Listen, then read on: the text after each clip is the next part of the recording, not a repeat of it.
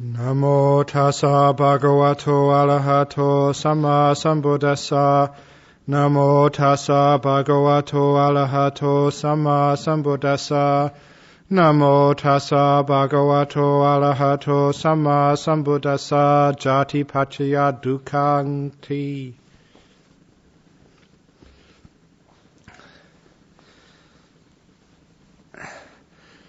So for this evening's Dhamma talk, I'm going to present the Four Noble Truths again. Again, because at this time of the Range Retreat, it's a time when your meditation, if you've been diligent, ardent, resolute, secluded, as it says in the sutras, should be taking off. Not only do the Four Noble Truths, when they're fully understood, enhance your meditation, they're also the magic ingredient which will take the meditation plus the Dhamma to stages of enlightenment.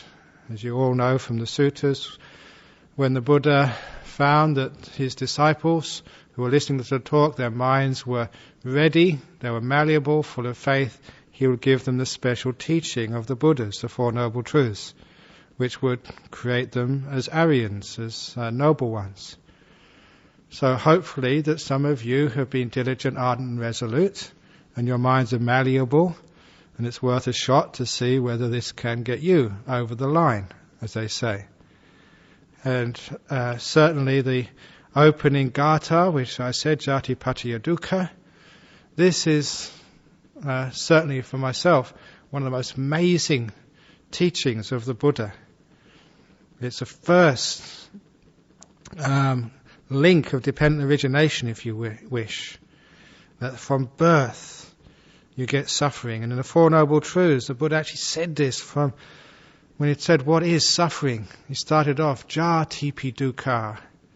Just, birth by itself is suffering. That existence is suffering. Bhava is dukkha. The cause of, or the part of the cause of jati is dukkha. Each one of these factors of the dependent origination is of itself dukkha. And that's actually in the sutras. I think it's in the Sutta Nipata somewhere, where it's said that not just birth is dukkha, but bhava is dukkha. That upadana, this fuel, is dukkha. Craving is dukkha. The whole sensory process, from vedana to phassa to salayatana to namarupa, even vijnana. Vijnana paccaya dukkha is there in the Paticca Samuppada. Sankhara is dukkha, and avijja is dukkha. These are all by themselves dukkha, but especially the idea that birth is dukkha. What it means is that once you're born, you're stuffed.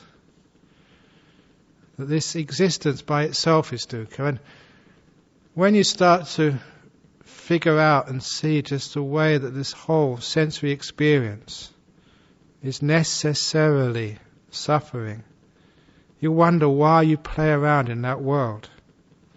Whatever you do, and however successful you are, and whatever you get, you attain, it is dukkha.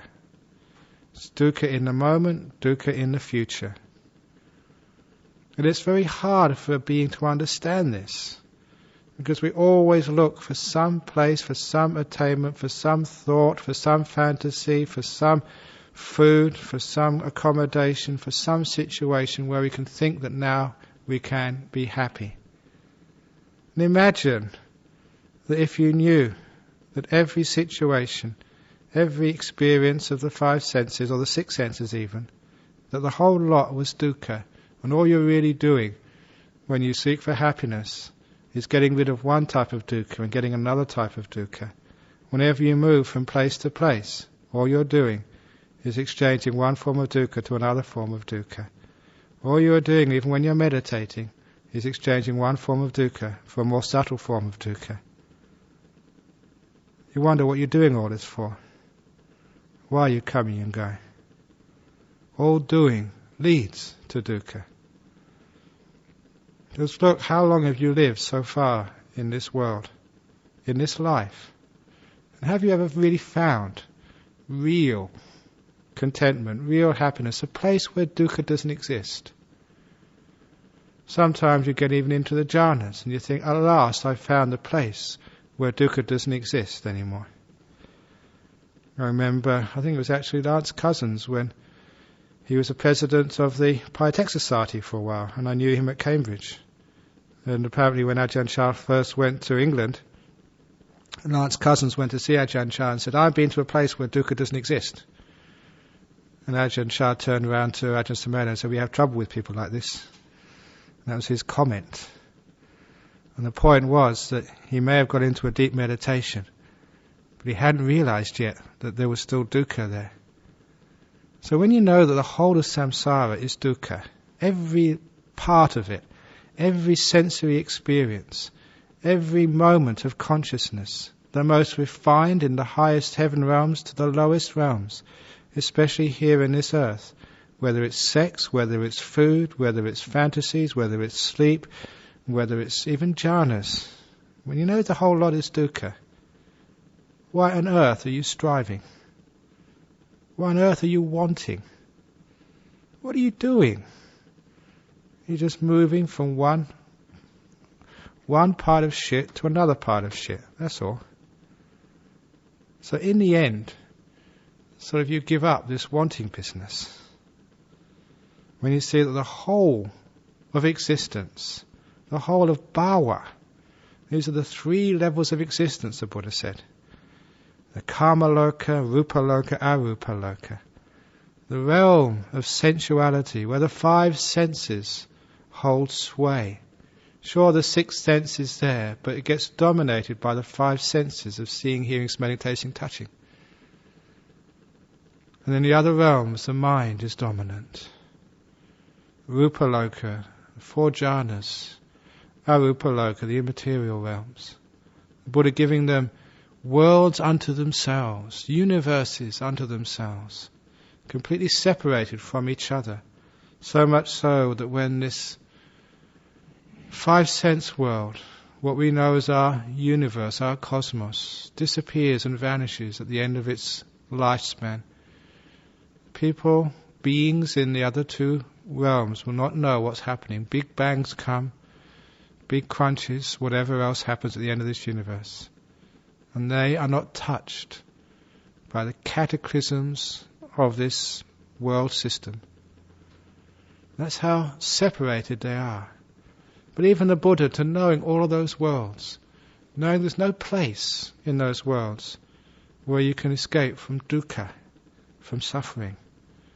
To see that much, it means that we have a different emphasis of our lives.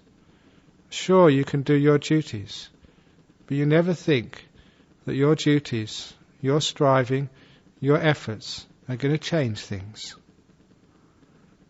All it does is move one form of dukkha to another form of dukkha. Did you know that famous story which I told when I was in Thailand? As a young monk, I envied the senior monks. Those senior monks, they have it nice and easy. They have the fat cushions. They get the best meals. They get the first choice of the food. Everyone sort of talks to them. They're the centre of attention.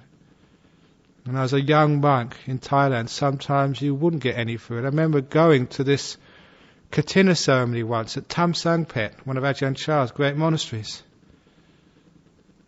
And you know how much food you get for a Katina ceremony? By the time it got to me and the monks at the end of the line, all we had was rice. Senior monks took the lot. On a Katina day, which was amazing. And those monks, their bowls were overflowing up to the rim and beyond. And other monks didn't get anything, just the rice. So it's fascinating, isn't it? That sometimes you think, those senior monks. I wish I'd be a senior monk. Because of that experience, I always try and make sure that people at the very end of the line are they people that you always get enough. Because I know that sometimes you don't. So as a young monk, I thought, I wish I was a senior monk so I can get my best food, go and have the best cushions, and just don't have to do all this hard pushing of wheelbarrows and heavy work. But you all know that was just young monk suffering. And when I became a senior monk, I have now got senior monk suffering. People ringing me up this evening, talking about the death of their dog, going on and on and on and on and on. And I just got to listen to it. And I'm tired. I'm going to go out because, people die, and they die at the most inconvenient times. So I have to miss my meal, or just shove something down my gullet, best I possibly can, get stomach aches. I've got senior monks suffering. And so sometimes I think, wouldn't it be nice to be a junior monk again? And I realise that's just being crazy. All I'm doing is exchanging one form of suffering for another form of suffering. All of those of you who are only here for a short time. It's only 3 weeks. Is it 3 weeks and a bit maybe to the end of the range retreat? And you think, wow, in 3 or 4 weeks' time I'll be back home, be able to watch the TV, eat whatever I want, whatever else it is. I'm telling you, sure you won't have the suffering of living in this monastery when you go back home, but you'll have the suffering of being back home. You're just exchanging one form of suffering for another form of suffering. For those of you who are on retreat, we're counting the days to the end of the retreat, telling you the retreat of the suffering of being on a retreat will disappear on Monday evening, but you have another form of suffering. And those of you who are counting the days to go on a retreat, again, the suffering of working in the office or the suffering of having to do things, that won't be there for you in a few days' time. You'd have the suffering of being on retreat. The whole lot is suffering, and so many of our aspirations, of our wants, of our desires, when you see them, it's just the desire to swap forms of suffering. Then you think, what's the point? And it's seeing what's the point is important. But when you see that there's no point to this, it's just, you go from the human realm to the heaven realm to the jhana realms to the immaterial realms, just exchanging forms of suffering, that's all. So what do? You let go, you give up, you stop all this doing and striving business. When you actually see what's going on, and you see the complete stupidity of the aspirations of the world, and your own aspirations, why do you want anything? Why do you even want jhana? Or why do you want to crack it and become a stream winner? Why do you want to? Because you think that way I'm going to get rid of suffering. But you don't. That's not the way to get rid of suffering. As the Buddha said, that craving causes suffering. When you understand, you're just exchanging one thing for another thing, one form of suffering for another form of suffering. You give up. You let go of this craving business. And you stop moving on to something else. If you're a junior monk, you're content to be a junior monk. The suffering I have is enough for me. I don't want to sort of change it at all. If you're a sick monk, you're happy to be sick. Once you get well, you've got healthy monk suffering. That's all. If you're young and you want to get old, you're old, you want to get young, it's just exchanging types of suffering, that's all. In the end, you just give up. You're content with who you are, where you are. If you have to work hard, because that's your job in this monastery, you're content just to be. So you don't go manipulating the world to suit your cravings. It's called letting go. Something amazing happens when you just see just the extent of suffering in every mind moment. So you just give up. You're content. Because of the lack of striving, the lack of doing, the lack of going anywhere, you become still. It is because of the lack of doing that stillness grows. And stillness, as I said last week, is the path out of suffering, out of samsara. When the Buddha said that the birth is the cause of suffering, it was very clear to me the only way to stop that suffering is to stop getting reborn. That becomes the whole purpose of your monastic life, your Buddhist life, to make this the last birth. You're here now, and in this life, again, you're stuffed. Wherever you go, whatever you do, you're going to have dukkha. You come to this monastery, you go to another monastery, this retreat, that temple, Australia, Thailand, Sri Lanka, wherever you go, suffering. So stop going. Stop moving. Stop sending your mind out to the future, or to the past, or to some other place, or to some other existence, or some other state of being, from a layperson to a novice to a monk, from a monk back to a layperson again if you want to disrobe. It's not going to help. It's just changing one form of suffering for another form of suffering. In the end, we just give up. We let go. This is good enough for me. This amount of suffering I have is bad enough. So I don't want to make more of it by struggling and striving. You let go. Amazing if you could do that. It means you sit down, close your eyes to meditate, you don't do anything. There's nowhere to go anymore. You've got no hope in the future to get some sort of happiness. So why would the mind hope, will, wish, desire anything? What is desire anyway? Desire is just the illusion that once you get that over there, then I'll be happy. If you knew that what you get is going to be more suffering, why would you want to desire it anymore? Do you desire tomorrow morning for a meal, again to have a lump of shit in your bowl? Is that what you want? If that was on the menu tomorrow, I'm sure you wouldn't be looking forward to the meal. And this is what we mean when we see just all food is like that. We see all experience is that disgusting, that all life is full of suffering. If you really see that, how on earth can you have desire? So what do you want? When I was a young monk, sometimes I would use that as a means to calm my mind down. If I was restless and I had no peace, I would sit down and say, what do you want, Brahmavamso? And I'd look and search for what I wanted. And once I found out, yeah, that would be nice, and think, would it? If you get that, what would happen? And I knew, had enough insight and knowledge of the world to know once I got that, I'd still be suffering. Just exchanging one form of suffering for another form of suffering, that's all. And you want to sort of have all your monks do everything you want and have no phone calls. Everyone say what a great monk you are. That would still be a lot of suffering. Whatever you want, you can't get it, so just give up wanting. So this is what I did. When I found out what I wanted and identified that and see that it's not going to satisfy me, there was only one possible outcome of that investigation. What do I want? What do I want? It's to give up wanting. To let go. It became something without a purpose. Something which was not going to fulfill its promises.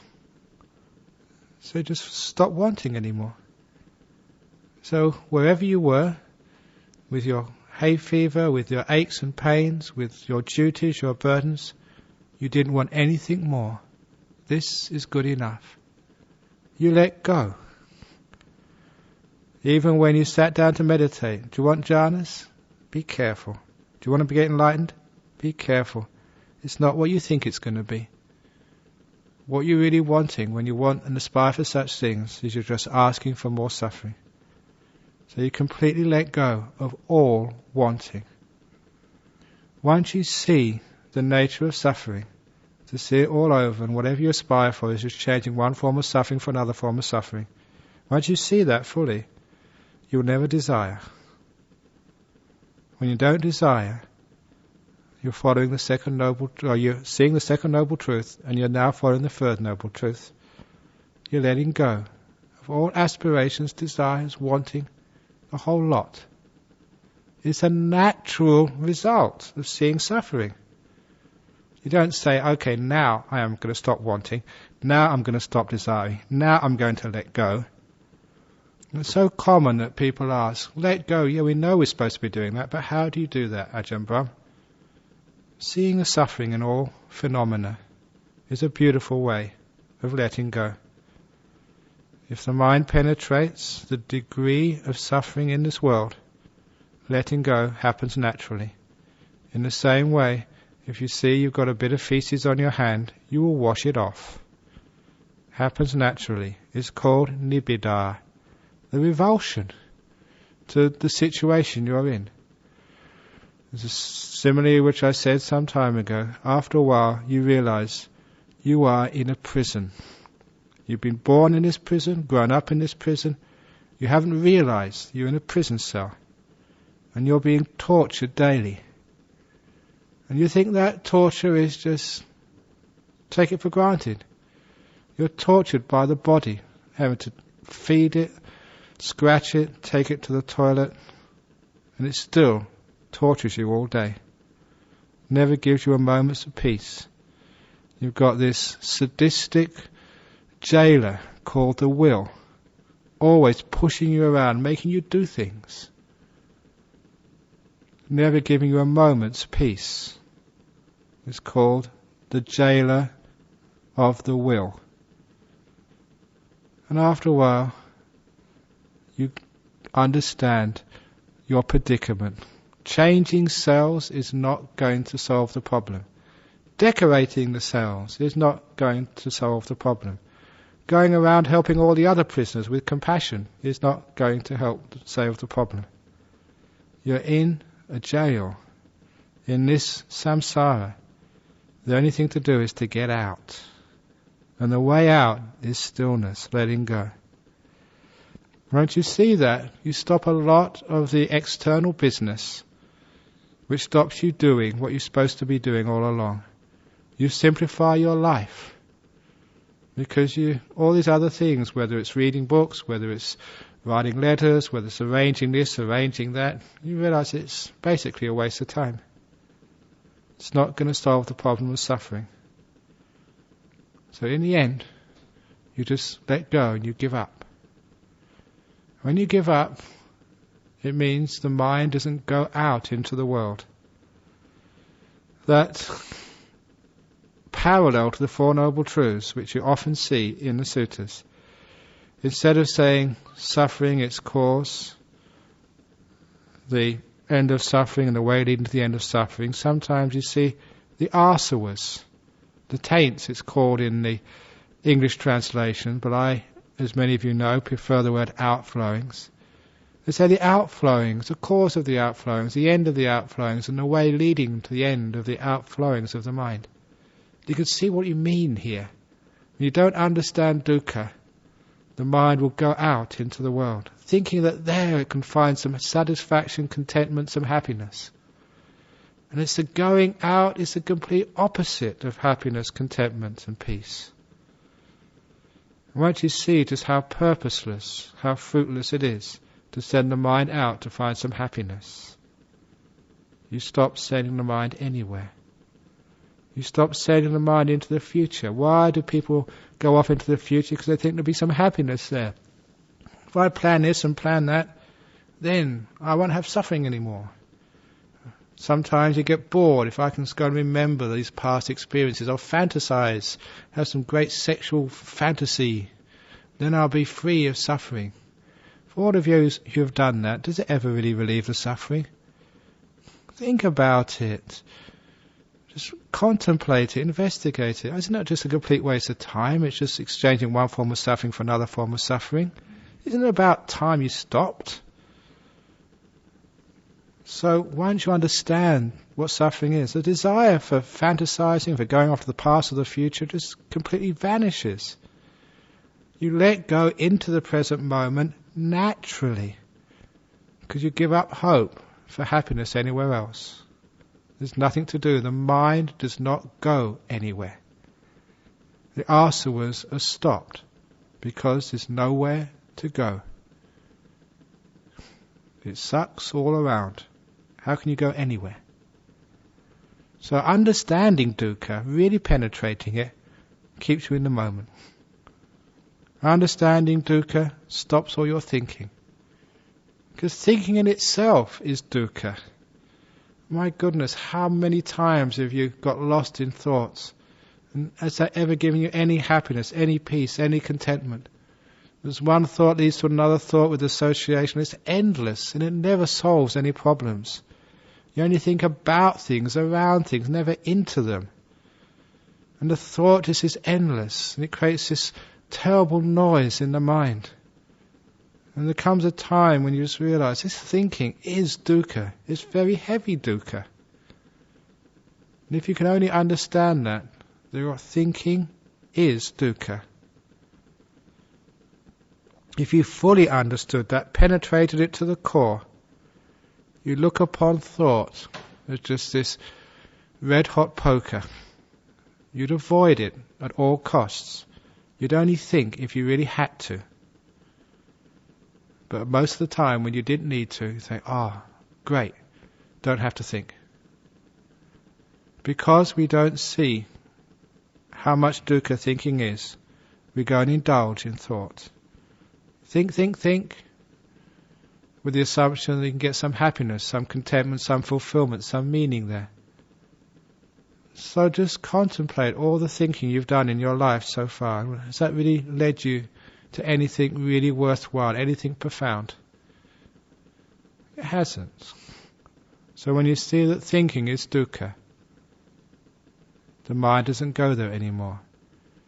There's a natural consequence of letting go of thought. You let go of the past and the future, of fantasies and thought, you're getting on the path of meditation.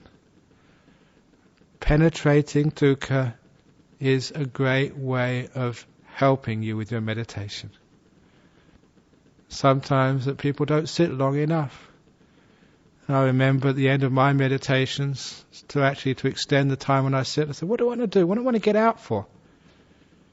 If I go out, actually it's more dukkha outside of meditation than in meditation. So no matter how many aches and pains I've got in my body, I'd have more aches and pains in my head when I get out and have to answer those letters or get those phone calls. So when I realized just how much dukkha it was outside of meditation, at the end of my meditation, I want to carry on like this for as long as I possibly can. It was lesser dukkha where I was. So understanding that, you can actually go and stay in that stillness for longer and longer and longer. But then sometimes people, when they get into the present moment, then they start to want jhanas, they want nimittas, they want enlightenment. And again, that's sending the mind out to somewhere else. Just the asavas were dukkha. Those outflowings of the mind. What do you want that for anyway? So understanding dukkha help you let go. You just stay in the moment. You stay with stillness. You understand that will is dukkha. This is what I call the jailer of the prison of samsara.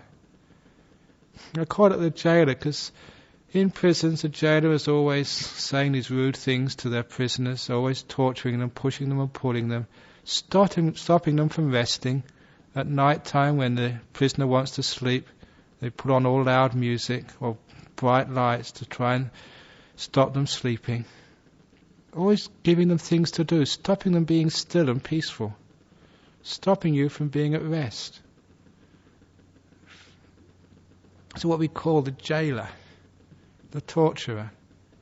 I want you actually to see that all this movement, this restlessness, is like a torturer. Then actually you see the suffering of all movement, of all willing. You let go. Whenever you get into states of peacefulness, where you're not striving, where you're not willing, where you've got no aspirations, where the mind isn't moving anywhere, that this is good enough, I don't want anything at all, it's so much more peaceful. It reinforces the understanding, the wisdom, that all doing is suffering, that sankhara is dukkha.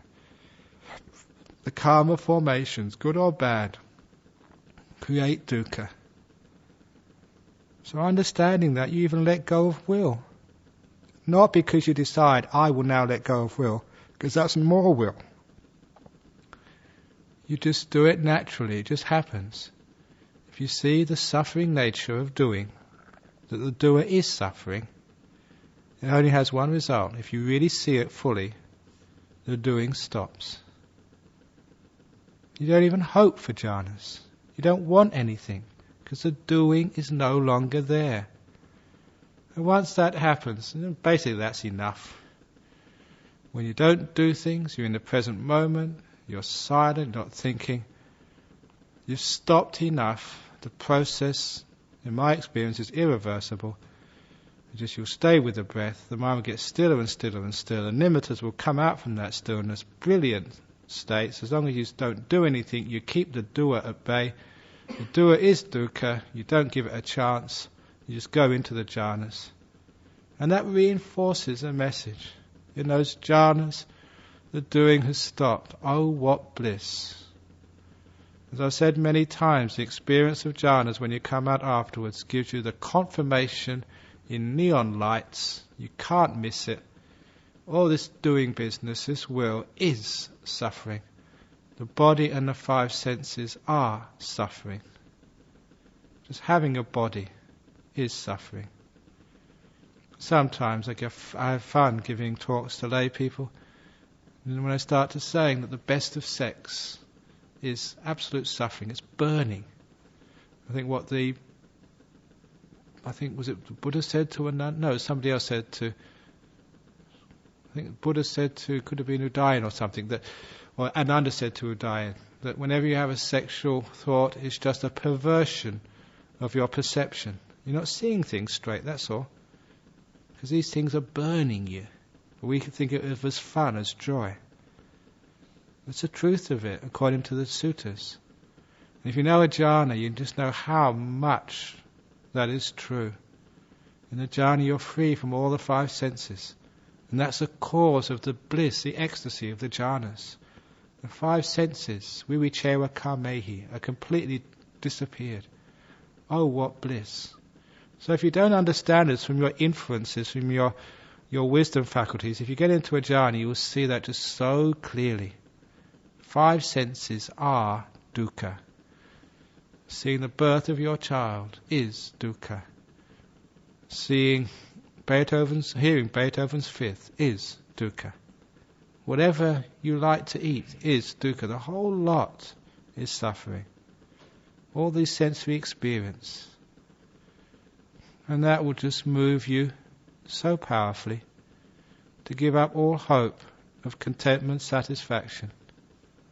I know according to Dante's Inferno, at the gates of hell, there is this saying engraved on the gates, give up hope, all ye who enter here. And I would say that that's on the gate of every birth into every realm. Give up hope of happiness, all ye who get born. Not just in hell, even in the heaven realms, in the human realms. There's no happiness to be found in these realms. We think there is, and that's our delusion. And because we think there is, we desire, we crave, we wiggle and squirm, looking for happiness. And we can't be still. We're always going, coming and going from place to place, looking for happiness here, looking for happiness there. And the Buddha said very clearly, there is no happiness to be found there. You get into the jhanas and it confirms it. There's no happiness to be found in the five sense realm. Now what the jhanas tell you is there's no happiness to be found in the jhanas either. It's one of those incredible experiences of insight. You just can't imagine it when you first get into a jhana. That could be suffering. No more than people in the world can think that being rich, being famous, having great sex, great food is suffering. But you get into a jhana, you just realize, wow, I've been sold a dud. This life, this human realm, even in its best possible state, is just so much pain. You get into a jhana, you'll know that.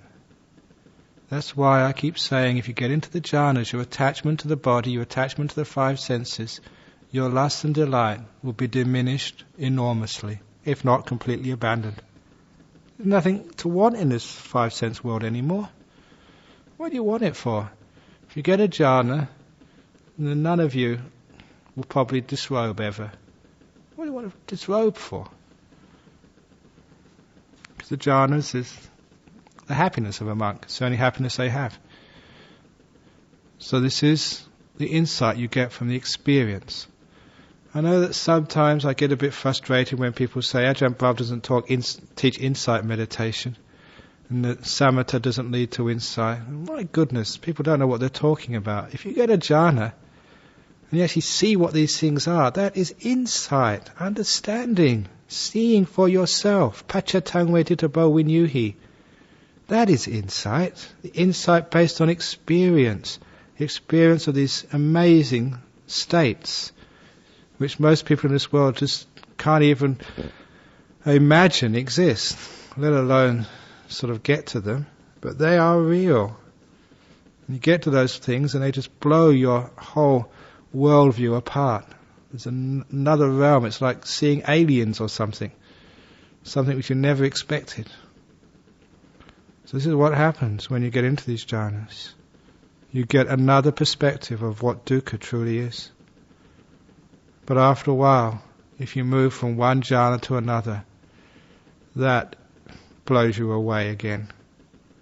You find that first jhana you first got into is suffering, is dukkha compared to this second jhana. And that really starts to show you that this knower, that which knows, is dukkha. Again, that is a incredible insight to be able to get. But that's straight from the texts.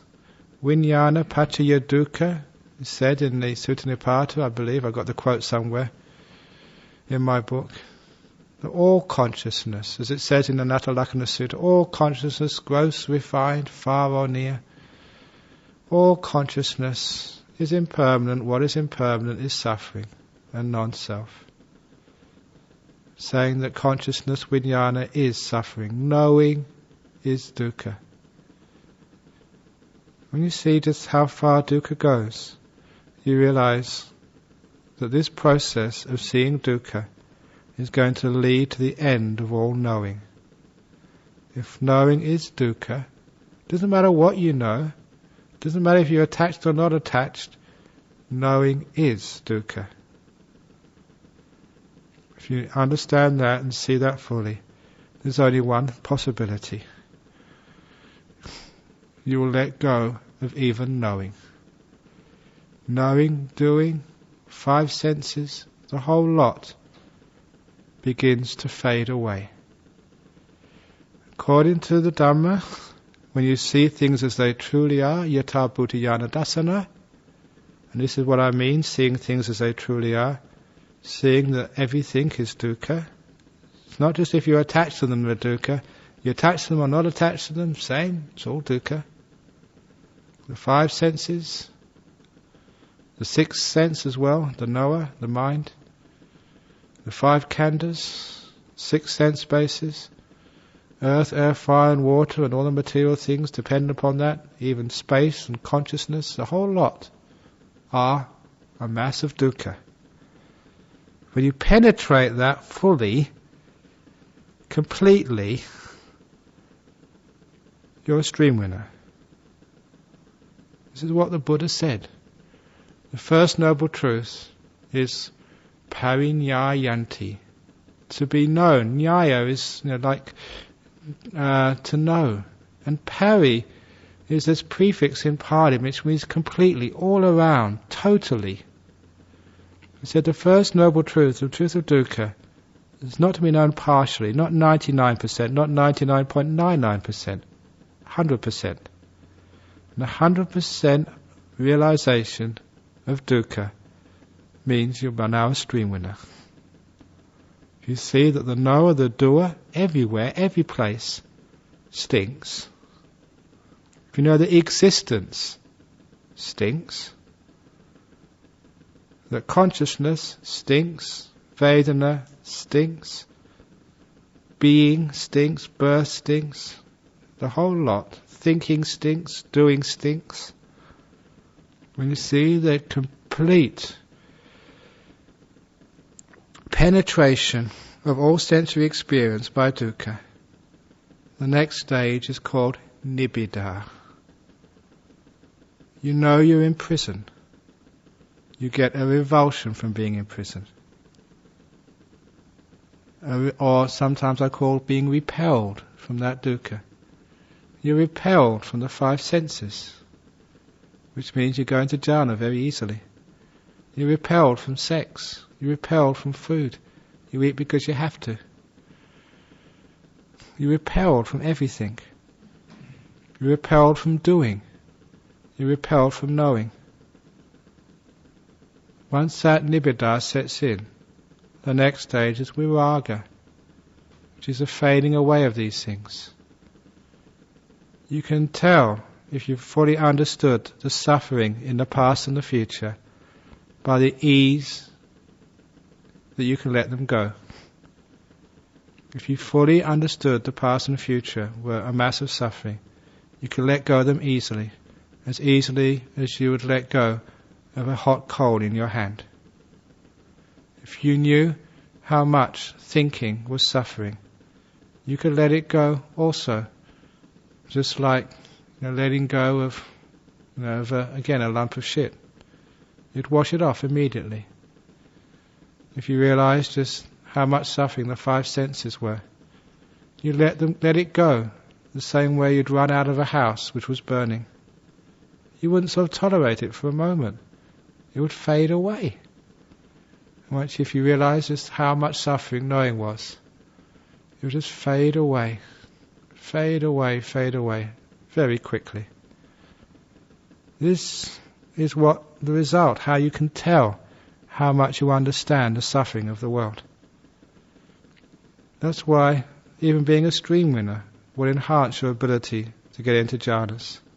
Make it so much easier. Because when you see how much suffering there is in the five sense world, you just won't incline there anymore. At least your inclination to go into there and find happiness in the world is lessened immensely. And your inclination to get out will be increased. So you'll be inclining to renunciation, inclining to peace, inclining to letting go, inclining to freedom. You know where that freedom lies. This is the result. And from viraga, you get nirodha. Once you actually see from suffering, if you really see suffering, it ceases. Which is why the Buddha said that seeing that suffering, understanding it, leads to the end of suffering. What is the end of suffering? It is the end of the six senses. It is the end of the five khandhas. It is the end of all doing and going, all consciousness, all vijnana. That's dependent origination or dependent cessation in a nutshell. Once avijja is broken, and here avijja is a delusion that somewhere, someplace, there is a place where there's no suffering. Some heaven realm, some place of cosmic consciousness, unity of all things, or whatever else you think is going to be some place where you can have freedom from dukkha. That's called avijja. When you can see the complete penetration of dukkha, all the five khandhas, all the six senses, everything, the whole lot, avijja is broken.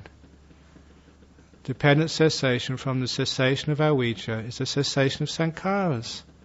What are those sankharas? The karma formations, the dukkha. Chaitanya is karma, said the Buddha. So the will stops. You see what pointless it is to will. What are you willing for? Just changing one form of dukkha to another form, that's all.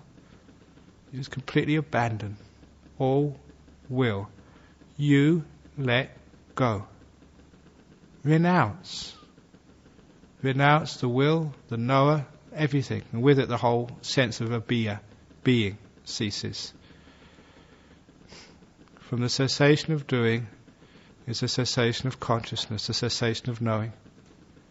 I like that little piece of dependent origination, because that shows you just how to meditate as well. When you understand dukkha, you stop doing, and consciousness ceases. First of all, the five consciousnesses as you get into jhana, and then the mind consciousness ceases if you enter nirodha. Just the first three factors of the Eightfold, of the dependent cessation, just happening, being confirmed by your meditation practice. If you can't allow the consciousness of the five senses to cease, it means you haven't understood those first three stages of dependent cessation. You haven't tested them out. If you really have Ouija knowledge, Chaitanya can cease very easily. The cessation of Chaitanya, consciousness ceases. From the cessation of doing is the cessation of knowing. It's a beautiful little teaching of the Buddha. The doer stops first, the knower stops afterwards. You're ending things. And with the cessation of doing, the cessation of knowing, with the cessation of consciousness, the cessation of all the sense activity, dukkha has now ceased. When somebody asks Sariputta, quickly, in brief, what is suffering and what is the end of suffering? Sariputta remarked, as one of my favourite quotes, like a great Zen master, because he never messed around, he said it completely, quickly and succinctly. Getting reborn is suffering, ending rebirth is happiness. What a beautiful teaching that was. The whole point of this practice is to stop being reborn. That is happiness. It's the end of suffering. Getting reborn anywhere, in any realm. Getting reborn means having a knower, having a doer. That is suffering. So the end is stopping all of this. If you actually see that, understand just the extent of suffering, what the Buddha saw, you're a special person in this world. If you actually see the extent of suffering, most of your desires will just be stopped. The only desire which will come up is that condition from your previous habits, the habitual tendencies, that's all. But the present experience of seeing the extent of dukkha will make you a stream winner. And your doing and your knowing are going to stop. They've got no foundation for them to stand on. They're falling over. They've got nothing to keep them going. How can a doer and a knower continue all that long? 7 lifetimes at most, said the Buddha. Because there's nothing for them to function anymore. Why do something if it's just going to lead to more suffering? You know it's no happiness. Why know things? If you know this, you know that. Every object of consciousness is just more suffering, more disturbance. Just the thing starts to cease. This whole process winds down. You know how well it winds down by the ease in which you can get into the jhanas, the ease which you can let go here and now. This is what we mean by that noble truth of suffering. To see its full extent, and this is its result.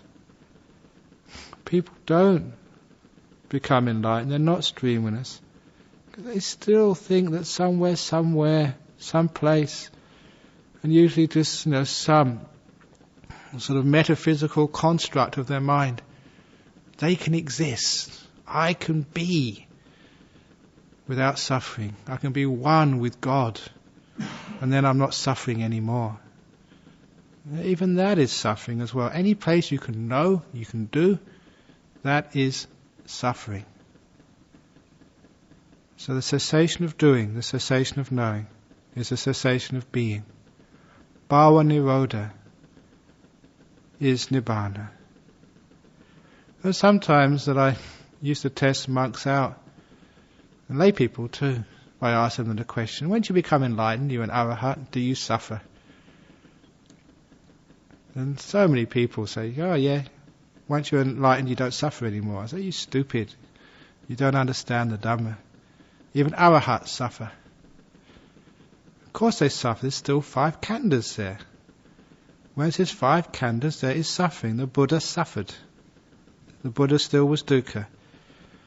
And that's why the Buddha said, and this is in the Kachanagota Sutta, it was repeated by Bhikkhuni Vajira, one of my favourite quotes from the suttas, There's only suffering arising, suffering ceasing. That's the meaning of life. So if ever anyone asks you what's the meaning of life, suffering arising, suffering ceasing. If they ask who are you, then just repeat Bhikkhuni Vajira's response to Mara. Who is this person in front of the microphone? It's just suffering arising, suffering ceasing. That's all I am. If they ask you, are you a stream winner, once returner, non-returner, arahat? Who are you, Ajahn Brahm? I'm just suffering arising, suffering ceasing. That's all I am. What a beautiful answer. Goes straight to the point. Who is Ajahn Chah? Who was Ajahn Chah? Just suffering arising, suffering ceasing. That's all he was. Who are you? Suffering arising, suffering ceasing. 5 khandhas, 6 senses, mind and body, that's all it is. Suffering arising, suffering ceasing. So what are you worried about? What are you craving for? It's only suffering arising again. Suffering ceasing, then more suffering arising. Isn't that what I said? Just one form of suffering exchanged for another form of suffering. Wherever you go, whatever you do, suffering arising, suffering ceasing. So can't we stop this process once and for all? By realizing what it is. As we realize what it is, suffering arising, suffering ceasing, the whole bloody lot, without exception,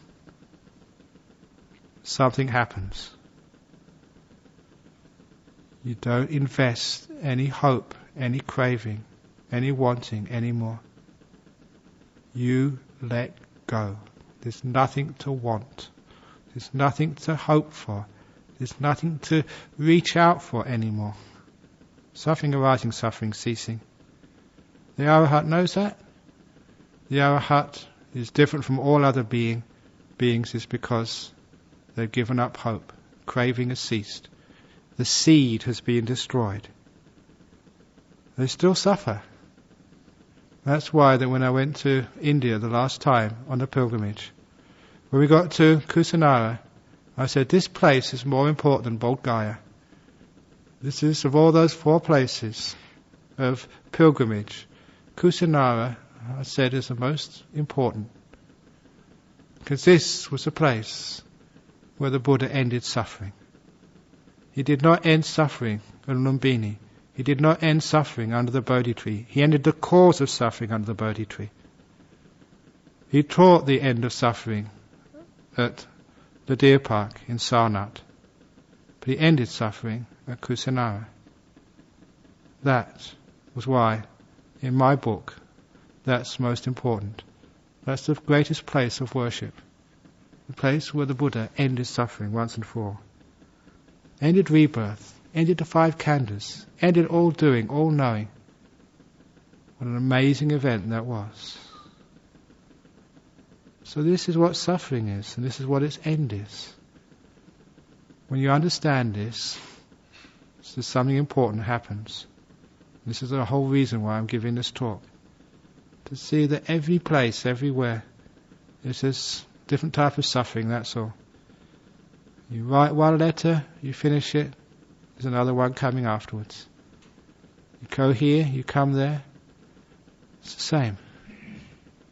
So please understand this.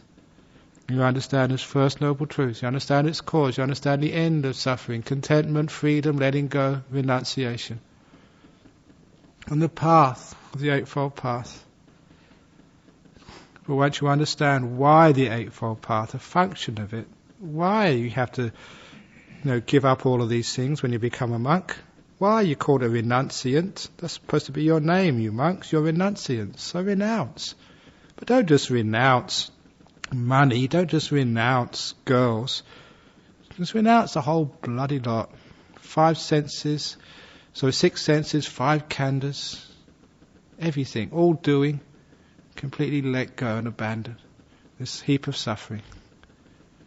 But see it first, and then the letting go will happen naturally. So once you've seen and penetrated suffering, the stream in 7 more lifetimes at most, before the whole thing stops.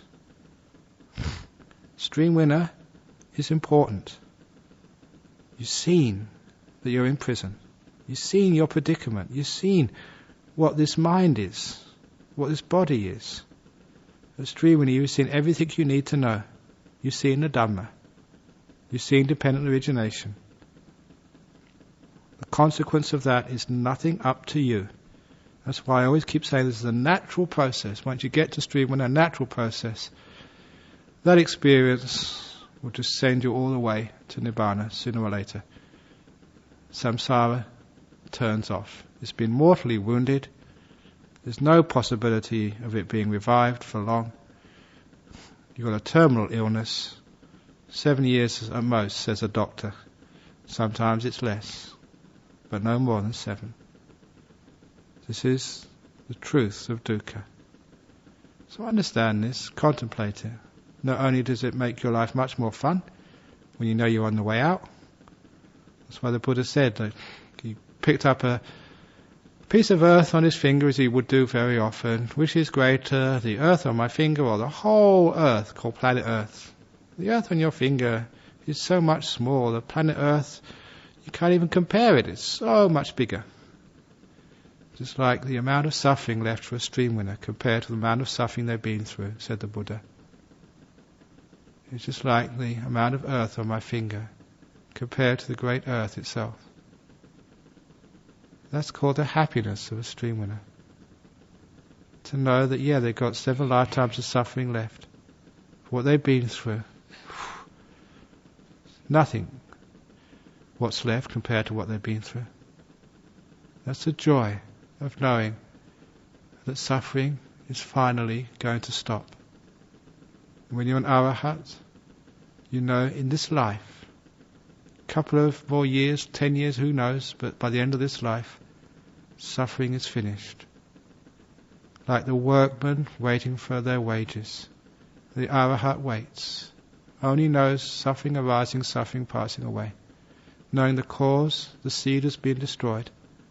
Just wait until the end of this life. That's it. The body disintegrates, and with it, the mind.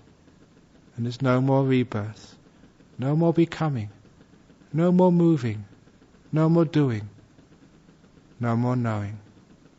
Everything ceased. For people who think that's just Ajahn Brahm's black hole. It's not Ajahn Brahm's black hole, it's the Buddha's cessation. Nothing left. If there's something left, it's just a little piece of feces. Why do people want something left? Why do you want to exist somewhere? That's the problem. It's because you haven't seen dukkha. As long as you want something remaining, if yours is Nibbana with something remaining, it's not Nibbana. I'm talking about Nibbana with nothing remaining, asesa, viraga, nirodha. Aparisesa Nibbana. Nibbana with nothing left. It's the most beautiful concept of all. Complete emptiness, void, ceased. Nothing left. Can't say more than that.